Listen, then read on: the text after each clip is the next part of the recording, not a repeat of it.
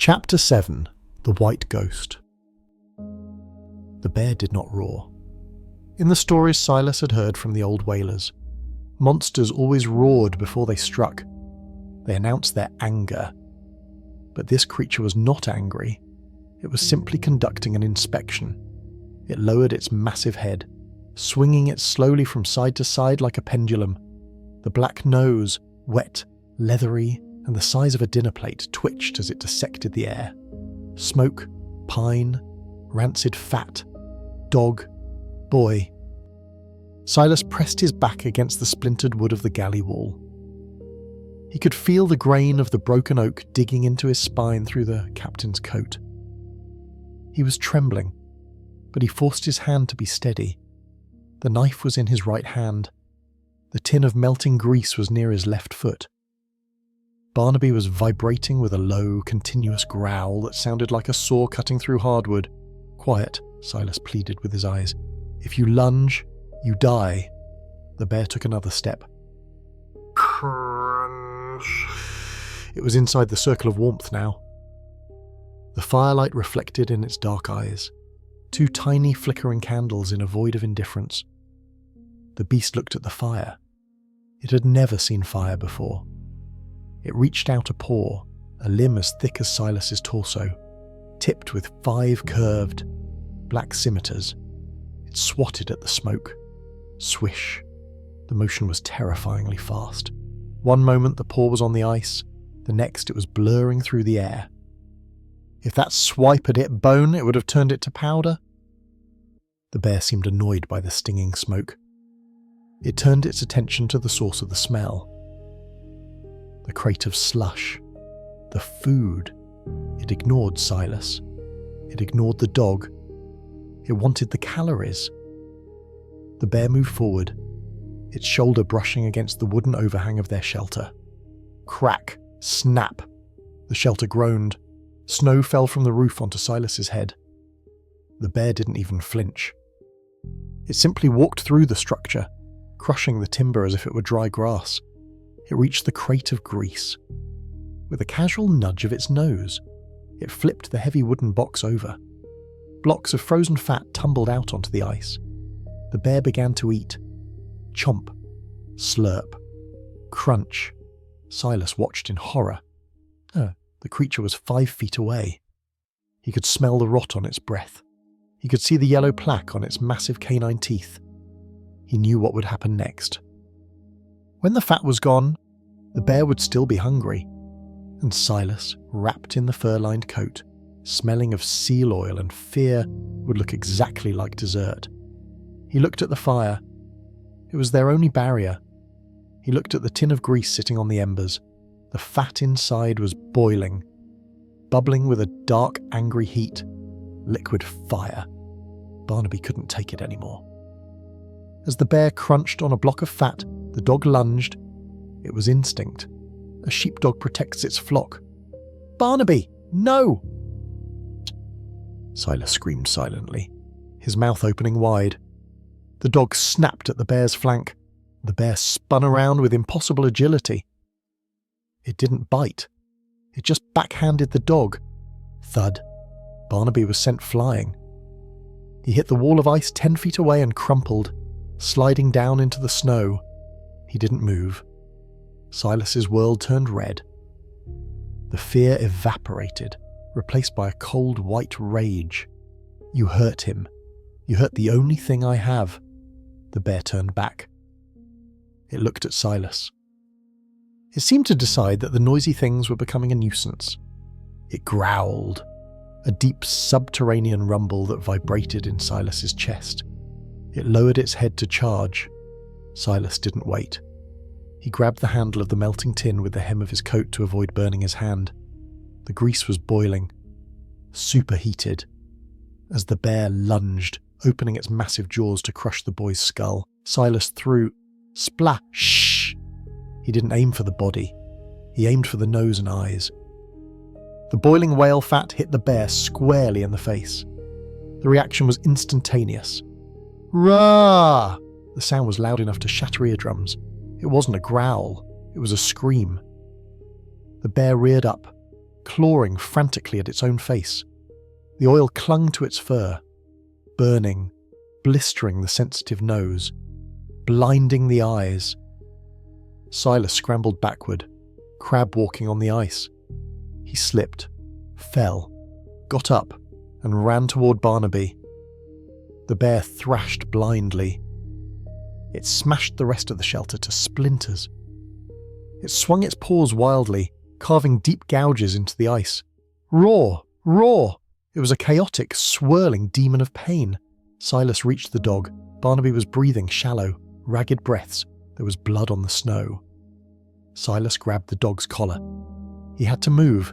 They had to move. He dragged Barnaby. He pulled with every ounce of strength in his starving body. He dragged the heavy dog away from the fire, away from the thrashing monster, into the darkness of the pressure ridges. Behind them, the bear was still roaring, rolling in the snow to put out the fire on its face. Silas didn't look back. He dragged his friend into a crevice between two upheaved slabs of blue ice. It was a tight squeeze, a frozen coffin. He huddled there, pulling Barnaby's head onto his lap. He pressed his hand over the dog's muzzle, though Barnaby was too weak to bark. He listened. The bear had stopped thrashing. It was panting. It was sniffing. But the boiling oil had done two things. It had blinded the bear temporarily, and it had destroyed its sense of smell with the overpowering scent of burnt grease. Silas heard the heavy footsteps circle the ruined camp. Crunch. Crunch. The beast was confused. It was in pain. Finally, after what felt like an eternity, the footsteps moved away. Not gone, just retreating. Silas slumped against the ice wall. He looked at his hands. They were shaking uncontrollably.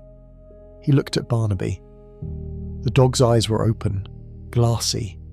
Silas checked the dog's ribs. Nothing felt broken, but the bruise was massive. Barnaby licked Silas's hand weakly.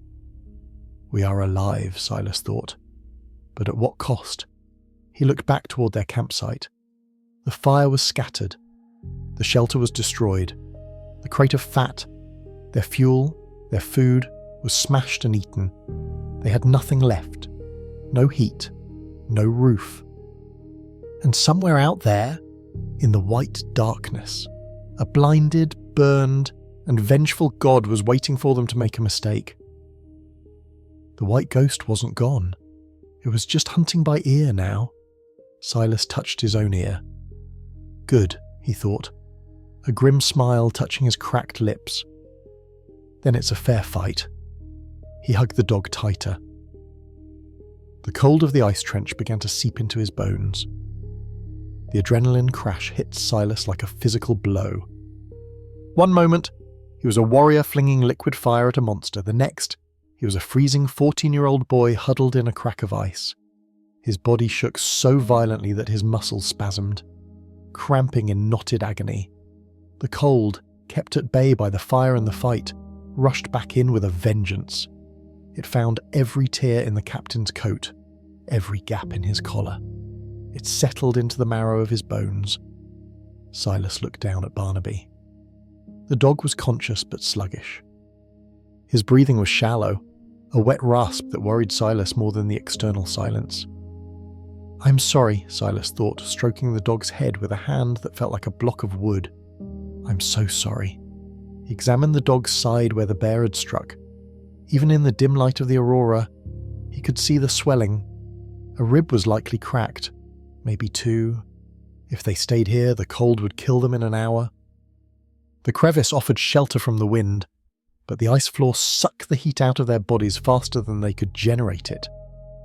But if they moved, the bear was out there. Silas closed his eyes and listened. He tuned out the wind. He tuned out his own chattering teeth. He sent his hearing out into the darkness, casting a net of sound. Nothing. No heavy footsteps. No ragged breathing. The white ghost had retreated to lick its wounds. But Silas knew bears. Or at least, he knew predators.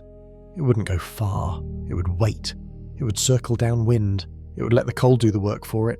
We have to move, Silas realised. We have to find better shelter. Or we have to find the ship. The ship, the thought was crazy. The Pequod 2 was at the bottom of the ocean. But was it? Silas remembered the impact. The ship had hit an ice shelf. A massive one. It hadn't sunk in open water. It had been crushed against the pack. If the wreck, or parts of it, was trapped in the ice, there might be wood. There might be canvas. There might be food that the rats hadn't eaten. He stood up. His knees popped. He looked at Barnaby. "Up," he mouthed. The dog whimpered but struggled to his feet. He favoured his left side, limping heavily. Silas took off the rope belt again. He tied it to Barnaby's collar, but this time, he didn't use it to restrain the dog. He wrapped the other end around his own waist. If one fell, they both fell, and if one died, they both died. They stepped out of the crevice. The wind hit them immediately. It was a solid wall of air, pushing them back. Silas leaned into it, lowering his head. He looked for the North Star. He needed a direction. He found it, hanging pale and cold above a jagged ridge of ice. North, he decided. The ship was drifting north when it hit. They began to walk. It was a death march. Every step was a negotiation with gravity. The ice was uneven, hidden by drifts of snow. Silas fell constantly. Each time, the impact jarred his bruised shoulder, sending spikes of white-hot pain through his vision. Barnaby limped beside him, head low, tail tucked. The dog was running on pure loyalty. One step, another step. Don't stop. Silas's mind began to wander. The cold was doing strange things to his brain. It was smoothing out the edges of reality. He started to see things. He saw Mr. Garrow standing on a ridge of ice, holding a lantern. "Come here, boy," Garrow beckoned. "It's warm here." Silas shook his head. The vision dissolved into a swirl of snow. He saw his mother, not the woman who'd died in the poorhouse, but the memory of her. She was holding a bowl of hot soup. "Eat, Silas.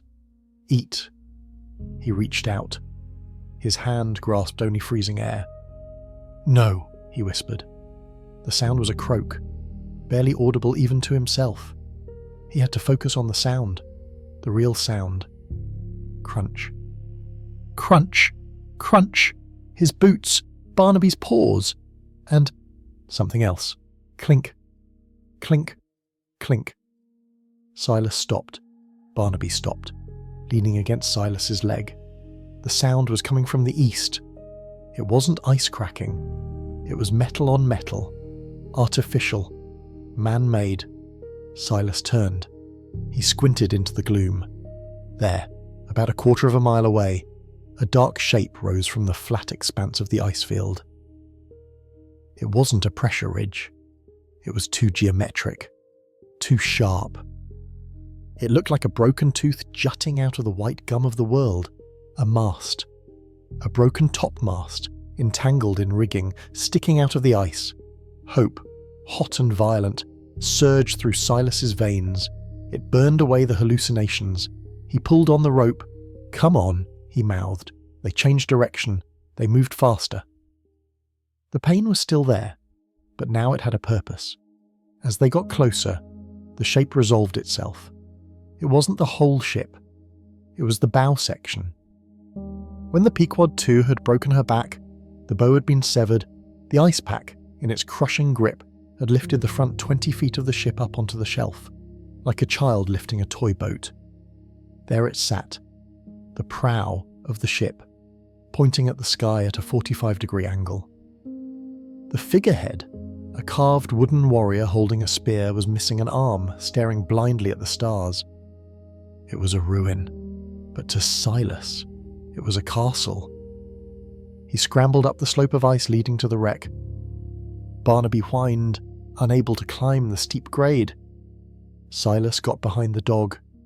He pushed.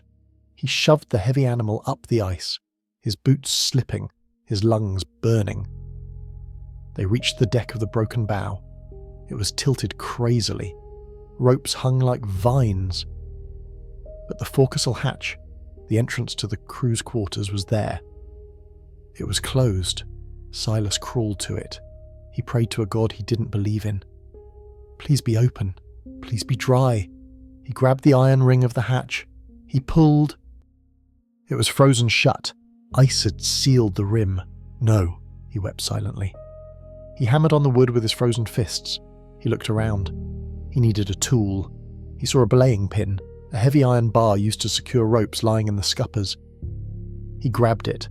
He smashed the ice around the hatch. Clang. Smash. Clang. He hit it until his hands bled inside his gloves. He hit it until the iron rang like a church bell. Finally, the ice cracked. He pulled the ring again. Creak. The hatch opened. A smell wafted up. It was stale. It smelled of unwashed bodies, old tobacco, and rot. But to Silas, it smelled like heaven. It was the smell of indoors. He peered down. The forecastle was dark, but it was dry. The water hadn't reached this high when the ship broke. Down, he signalled to Barnaby. The dog hesitated, then slid down the ladder into the darkness. Silas followed, pulling the hatch shut behind him. The silence inside was different. It was dead silence. No wind, no waves, just the creaking of the wood as the ice shifted beneath them. Silas fumbled in his pocket for the match tin. He had 7 matches left. He struck one. The yellow light illuminated the room. It was exactly as he remembered. The hammocks were still hanging, swinging slightly.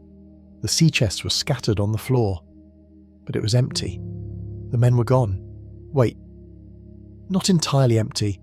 In the corner, sitting in a hammock that was tied low to the ground, was a figure. Silas froze, the match burning down to his fingers. "Hello," he tried to say, but only a wheeze came out. The figure didn't move. It was wearing a thick coat. Its head was bowed on its chest. Silas stepped closer, holding the match high. It was old Miller, the sailor who had died of the flux 2 days before the wreck. They hadn't thrown him overboard because of the storm. They had just lashed his body into his hammock. He was frozen solid. His face was blue, covered in frost. His eyes were open, staring at nothing. Barnaby growled low, the hair on his neck rising. Silas stared at the corpse. A normal boy would have screamed. A normal boy would have fled. But Silas was not normal. He was a survivor. He looked at old Miller. He looked at the thick wool blanket wrapped around the dead man. He looked at the heavy peacoat the corpse was wearing as he blew out the match. "Sorry, Miller," Silas thought. "You don't need it anymore. In the dark." Silas began to work. He stripped the blankets from the other bunks. He piled them on the floor in the corner furthest from the corpse. He made a nest of wool and canvas. He and Barnaby crawled into it.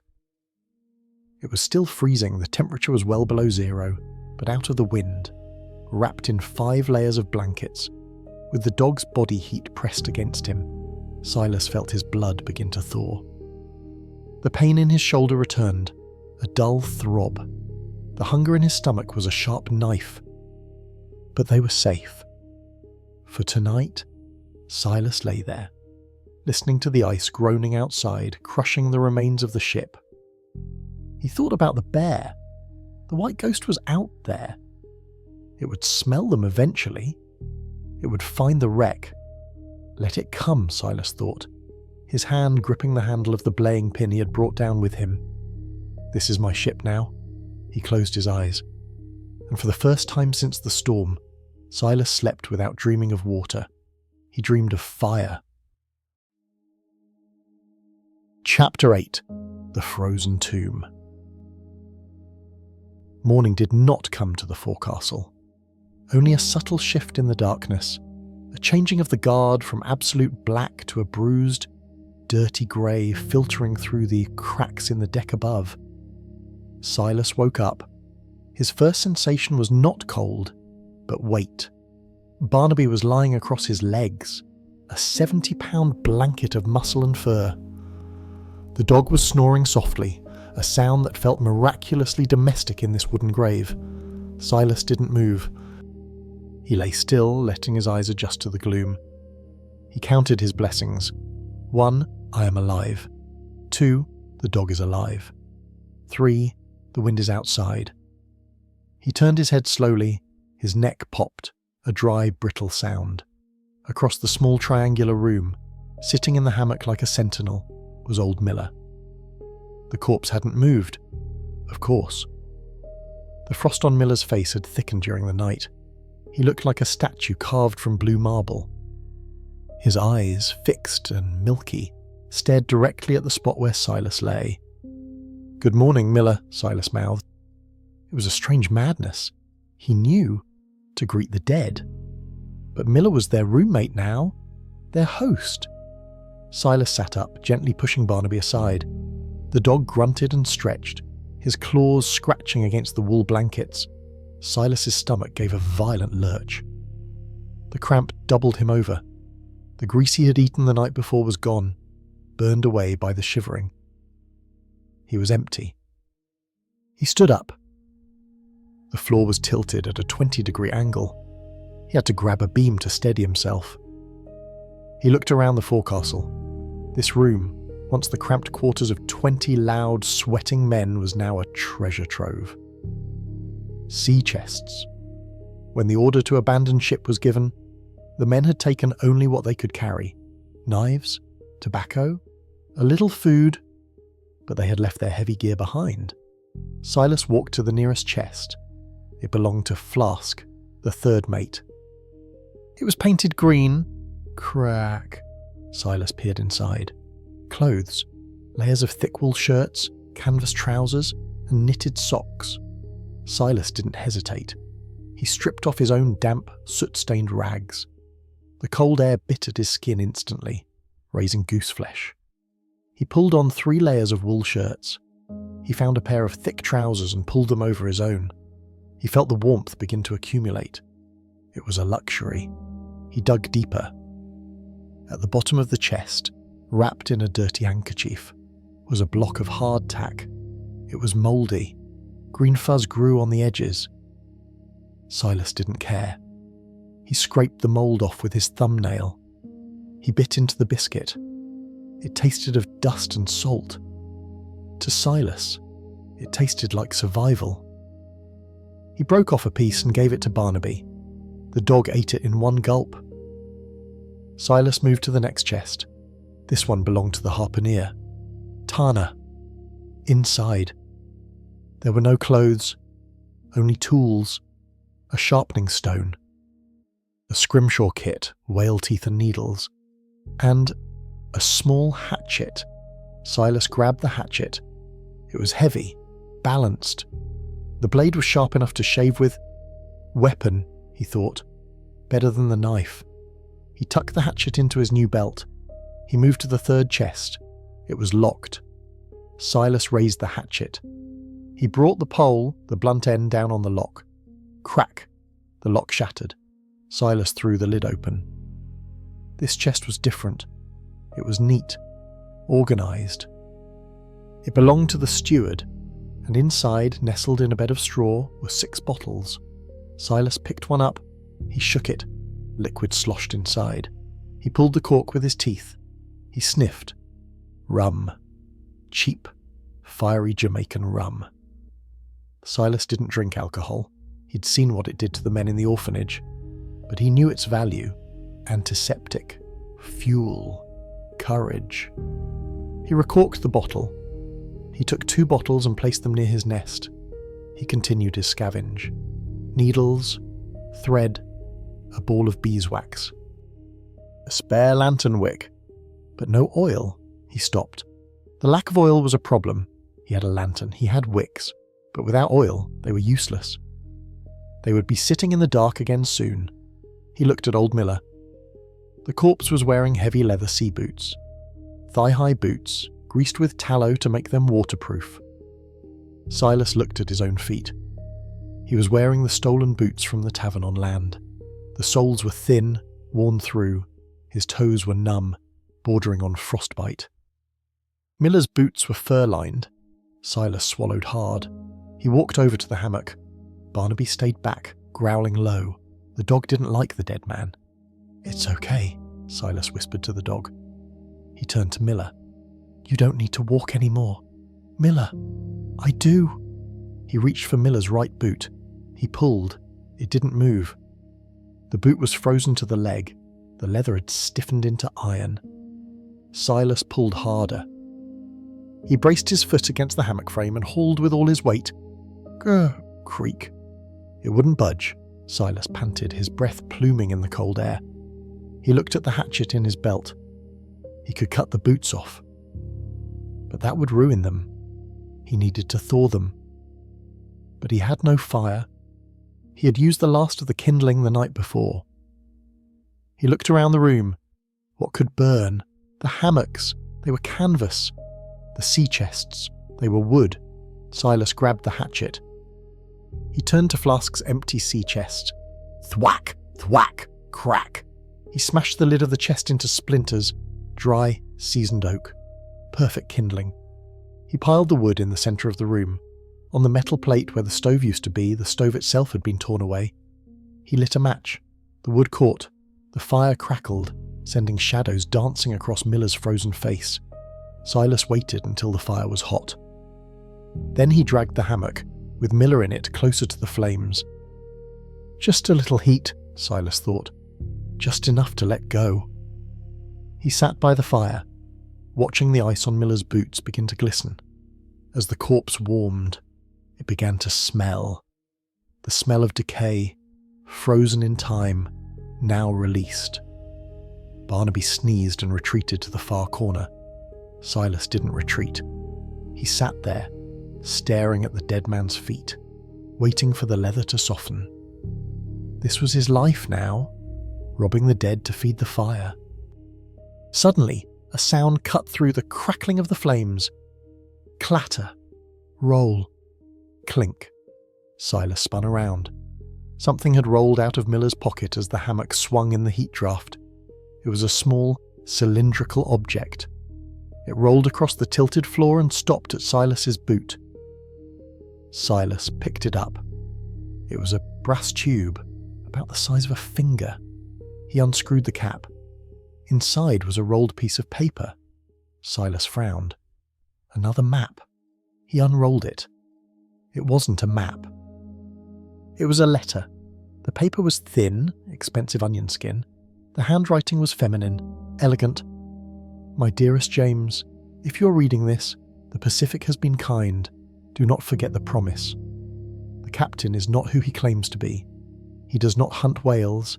He hunts the cradle. Stay safe. Come back to me. Yours, Elara.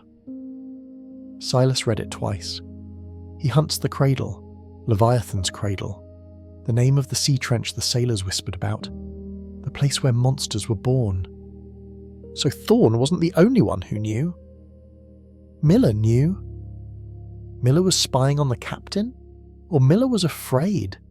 Silas looked at the corpse with new eyes. Miller wasn't just a victim of the flux. Miller had died with a secret in his pocket. Boom! The wreck shuddered violently. Dust fell from the ceiling. The fire scattered embers across the floor. Silas grabbed Barnaby, shielding the dog's head. The bow of the ship groaned. The ice beneath them was moving. Silas realized with a jolt of terror the ice shelf wasn't land. It was a raft, and rafts could break. They weren't in a fortress. They were in a coffin that was slowly sliding back into the sea. He had to get the boots. He had to get ready. He turned back to Miller. The leather was soft now. Silas grabbed the heel. He pulled. Schloop. The boot came off. Silas held it up. It was warm from the fire. He didn't look at Miller's bare foot. He couldn't. He shoved his own foot into the dead man's boot. It was too big, but with the extra socks, it fit. He took the other one. Now he stood up. He was wearing Miller's boots, Flask's shirt, the steward's trousers, and the captain's coat. He was a patchwork golem of the Pequod II. Thank you, he whispered to the room of ghosts. He walked to the ladder. He needed to see the sky. He needed to see the white ghost. He climbed up and pushed open the hatch. The storm was back. But it wasn't just snow. Silas squinted through the whiteout. In the distance, across the ice field, he saw something that made his blood run cold. Smoke. Black smoke rising against the grey sky, not from a campfire, not from a stove.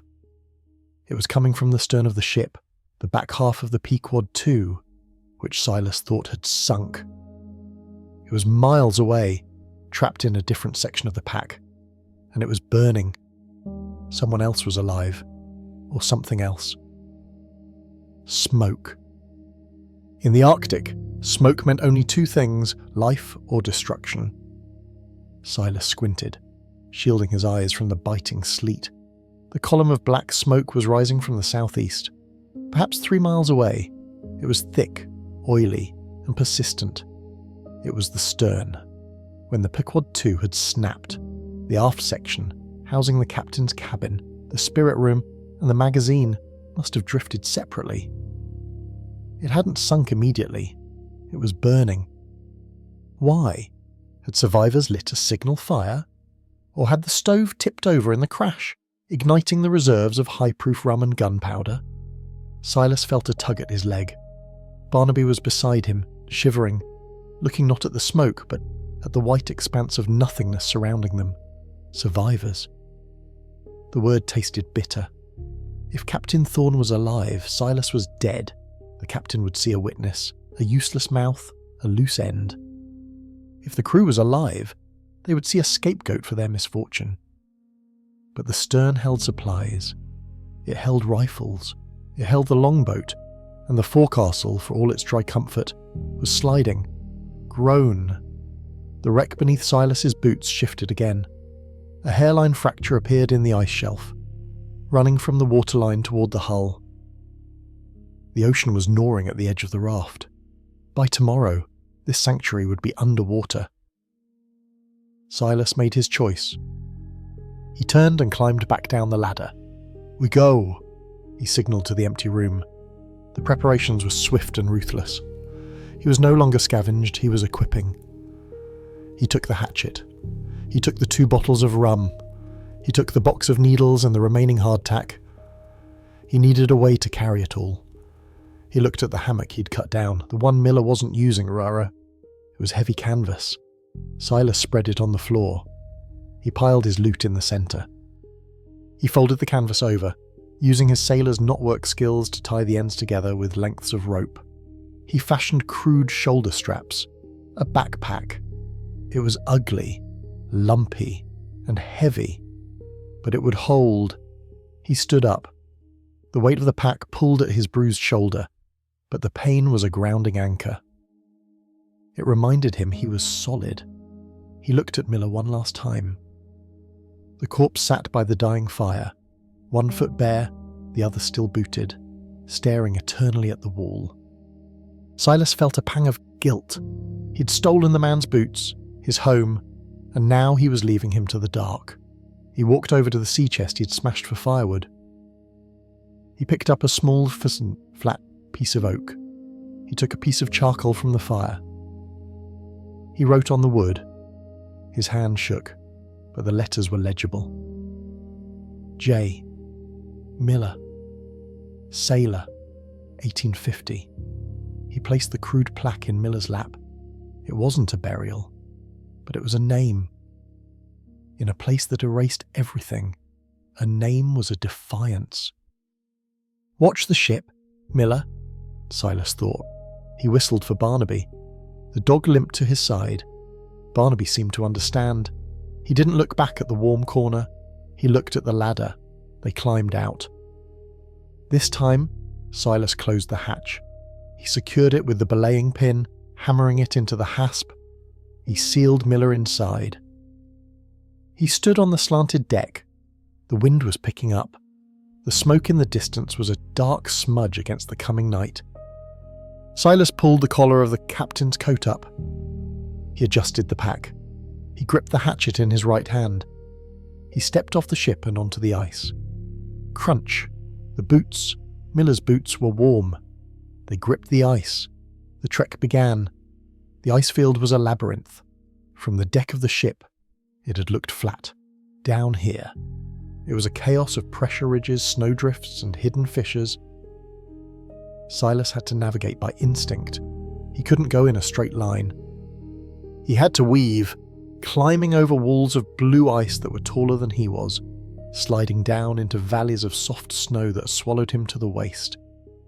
Barnaby struggled. The dog's injured ribs made him slow.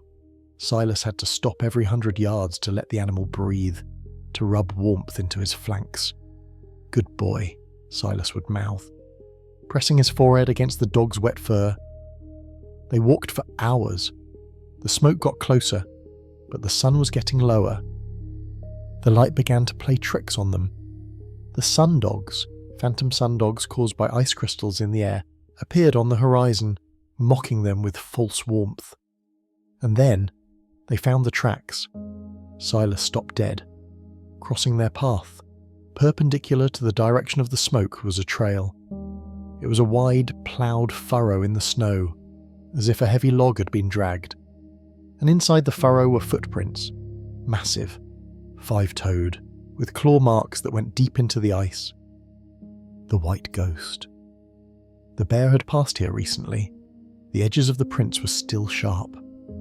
Silas's heart hammered against his ribs. He knelt down. He touched the print.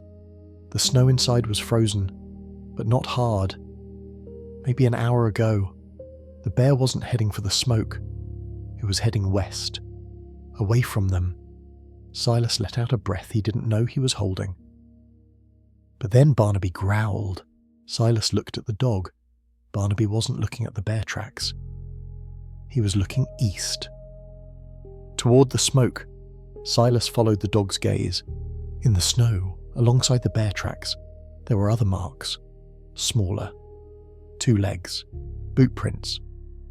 Silas crawled forward. He examined them. They were faint, partially filled with drift snow, but they were unmistakable. The heel was distinct. Iron heels. Silas recoiled as if the snow had burned him. Captain Thorne. The prints were heading toward the smoke. So the captain was alive. And he was walking. But there was something wrong with the tracks. The stride was uneven, left foot heavy, right foot dragging, and every few yards there was a third mark, a small, circular indentation in the snow, a rifle butt, or a cane. Thorne was injured. Silas looked at the smoke, then at the tracks, then at his own small hatchet. He was walking into a trap. He was following the monster to the monster's lair, but he had no choice. The forecastle was gone. The open ice was death. The only hope was the fire. Silas stood up. He tightened his grip on the hatchet. He wasn't the stowaway anymore. He was the hunter. He stepped into the captain's footprint. It was huge, swallowing his own boot. "Let's go," he signalled to Barnaby. They walked into the shadow of the smoke. As they crested the final ridge of ice, the stern of the Pequod 2 came into view. It wasn't just burning. It was exploded. The massive wooden structure lay on its side, split open like a broken egg. Flames licked at the blackened timbers. And sitting in front of the fire, silhouetted against the flames, was a figure. It sat on a crate, motionless. A rifle lay across its lap. Silas dropped to his belly. He pulled Barnaby down. They watched. The figure didn't move. It didn't feed the fire. It just stared into the flames. Was it Thorne? Silas squinted. The figure turned its head. The firelight caught the face.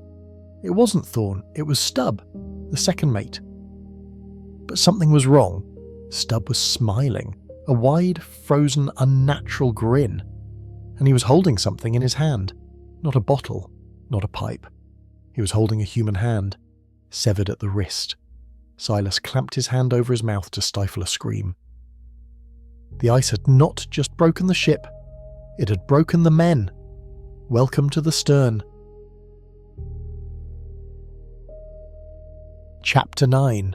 The feast of fools. The smell hit Silas before the sight did. It was a scent that defied the geography of the Arctic.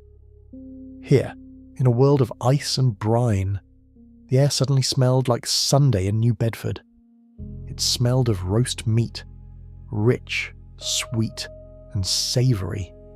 Silas's stomach, twisted by hunger, gave a violent spasm. His mouth watered instantly. It was a primal reaction, bypassing his brain, ignoring the logic that said, there are no pigs on the ice. He crawled forward on his belly, cresting the ridge of snow. Barnaby was beside him, but the dog wasn't drooling. He was bristling. His lips were peeled back, exposing teeth in a silent snarl. Animals knew. Humans forgot. Silas peered over the edge. The stern of the Pequod 2 had created a natural amphitheatre. The hull had split open, forming a curved wooden wall that blocked the wind. Inside this sheltered cove, a bonfire was raging. It wasn't just wood burning, it was furniture. Mahogany chairs from the captain's cabin, charts, navigational instruments, all feeding the flames. And sitting before the fire, on a velvet-cushioned chair that looked absurdly out of place on the ice, was Stubb. The second mate was no longer the jovial, pipe-smoking man who had mocked Silas on the deck. He was a ruin. His coat was gone, replaced by layers of torn canvas wrapped around his body like bandages. His face was black with frostbite, his nose a ruin of dead tissue. But he was smiling. "Pass the salt flask," Stubb said. His voice was conversational, polite. Silas shifted his gaze. Sitting across from Stubb, propped up against a broken spar, was Flask. The third mate. Flask wasn't answering. He couldn't. His throat had been cut from ear to ear. The wound was frozen, a red smile that mirrored Stubb's own.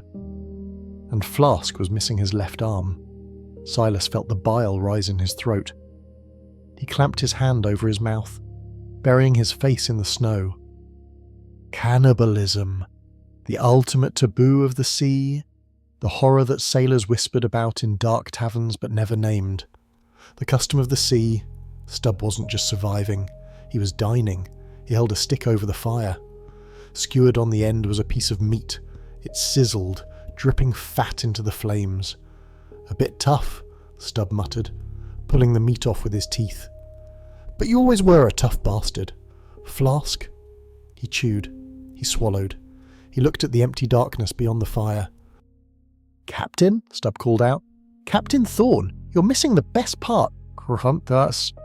"The crackling is perfect." Silence answered him. Silas realised the truth. Thorn wasn't there. The footprints Silas had seen, the ones leading here, were old. Thorn had come here, yes. But he hadn't stayed. Stubb was alone with the dead. "Suit yourself," Stubb giggled. He reached down. Beside his chair lay the severed hand Silas had seen earlier. He patted it gently. "More for us. Eh, boys?" Silas needed to leave. He needed to turn around, grab Barnaby, and run back to the forecastle. He would take his chances with the bear. Anything was better than this. He began to inch backward. Scritch. It was a tiny sound. The sound of canvas rubbing against snow. But Stubb stopped chewing. He didn't turn his head. He just froze. "Guests?" Stubb whispered. He stood up. He moved with a jerky, puppet-like speed. He grabbed the rifle that was leaning against his chair. "Who's there?" Stubb screamed. The politeness vanished, replaced by the shrieking paranoia of madness. "I won't share, it's mine, all mine!" He raised the rifle. He aimed it blindly at the ridge where Silas was hiding. Silas pressed himself flat. Click-clack. "Come out," Stubb roared, "or I'll shoot, I have bullets! I have plenty of bullets," Barnaby barked. It was a warning bark. "Stay back." Stubb's eyes widened. "A dog?" He licked his lips. "Fresh meat?" He spun toward the sound. Silas knew he couldn't hide anymore. If Stubb shot blindly, he might hit Barnaby. Silas stood up. He rose from the snow like a wraith in the captain's coat. The firelight caught the gold buttons. The heavy wool, the fur collar. Stubb gasped. He lowered the rifle slightly. "Captain?" Stubb whispered. His voice trembled. You came back." Silas stood tall. He held the hatchet in his right hand, hidden behind the folds of the coat. He didn't speak. He couldn't. Stubb took a step forward. He squinted. The madness in his eyes flickered, warring with confusion. "You look smaller, Captain," Stubb muttered. "Did the cold shrink you? Or is it—" He stepped closer. 10 yards, he saw the face, the soot-stained, terrified, young face of the stowaway. Stubb's expression shifted, from awe to confusion, and finally to a rage so pure it distorted his features into a mask of hate. "You," Stubb hissed. "The mute, the rat." He looked at the coat. "The captain's coat." "You stole it," Stubb screamed. Spittle flew from his lips. "You stole his skin. You killed him and you stole his skin." "No," Silas wanted to scream. Stubb raised the rifle again. "Thief, scavenger, that coat belongs to a man, not a mute." Silas saw the finger tighten on the trigger. Bang! Silas threw himself to the right. The bullet missed him by inches. It struck the ice behind him, sending a shower of razor-sharp shards into the air. Barnaby launched himself. The dog cleared the distance in 3 bounds. He hit Stubb in the chest. Oof! Stubb went down. The rifle flew from his hands, sliding across the ice toward the fire. But Stubb was heavy, and he was fueled by the hysterical strength of insanity. He grabbed Barnaby by the throat. "I'll eat you too," Stubb shrieked. "I'll eat the whole world!" He rolled, pinning the dog beneath him. He reached for the knife at his belt. A butcher's knife, slick with grease. Barnaby yelped, thrashing under the weight of the madman. Silas didn't think. He didn't calculate. He ran toward the fire, toward the fight. He raised the hatchet. Stubb raised the knife. The blade glinted orange in the firelight. He was aiming for Barnaby's chest. Silas swung. The whack! The hatchet didn't hit Stubb's head. Silas couldn't do it. He couldn't murder. It hit Stubb's arm, the arm holding the knife. The blade bit deep into the forearm, shattering the radius. Stubb screamed. It was a high, animalistic sound. He dropped the knife. "Ah! My meat! You cut my meat!" He rolled off Barnaby, clutching his ruined arm. He scrabbled backward, kicking at the snow, crawling toward the fire. Silas stood over him, panting. The hatchet was dripping. Barnaby scrambled up, coughing, retreating behind Silas. Stubb sat by the fire, cradling his arm. He looked at Silas. He looked at the blood dripping onto the snow. Then he started to laugh. You think you won?" Stubb wheezed. "You think you're the captain now?" He pointed with his good hand toward the dark horizon, toward the west. "He's gone, boy." He took the longboat. He took the rifles. He took the healthy ones. Garrow, the carpenter. They left us. Stubb's eyes were wide, glassy. He said he was going for help. But I heard him. I heard him laughing. He's going for the gold. The Archangel. Stubb leaned forward, whispering conspiratorially. "And you know what he left us?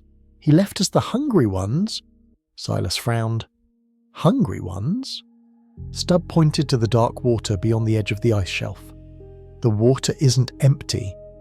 Boy, the ship. She didn't just sink. She burst. The oil. The blood. It called them." Silas spun around. At the edge of the light, where the ice met the black ocean, the water was churning. Fin, not a shark fin. A black, triangular fin, 6 feet tall.